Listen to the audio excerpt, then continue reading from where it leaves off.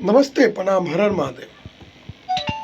कैसन बानी रउआ सभी, और हम बानी आप सबके छोट भाई प्रेम कुमार प्रेम। रउआ सबके मालूम हुई, रउआ सबके पता बा भोजपुरी इंडस्ट्रीज के बहुत बड़का शेर यानी भोजपुरी इंडस्ट्रीज के नाम देवे वाला रउआ सब जानता कि भोजपुरी द पावर किंग पवन सिंह जी का आज जन्मदिन बा।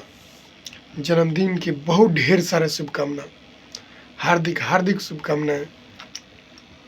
रउआ सब भी आज 5 जनवरी के पवन सिंह जी के हैप्पी वाला बर्थडे बा। रउआ सब भी आशीर्वाद दी और ढेर सारा प्यार आशीर्वाद दी पवन सिंह जी के। पवन सिंह खुश रही, स्वस्थ रही, मस्त रही और ये जिंदगी के सबसे बड़ा ऊंचाई के छुअत रही और ऐसा ही भोजपुरी के बचावत रही और भोजपुरी के नाम और आगे बढ़ाई।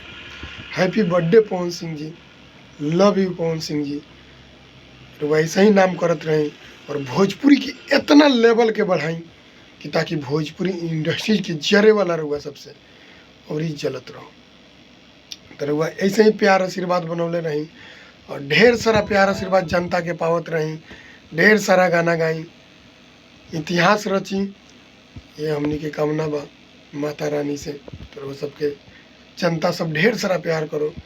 तो हैप्पी बर्थडे, लव यू।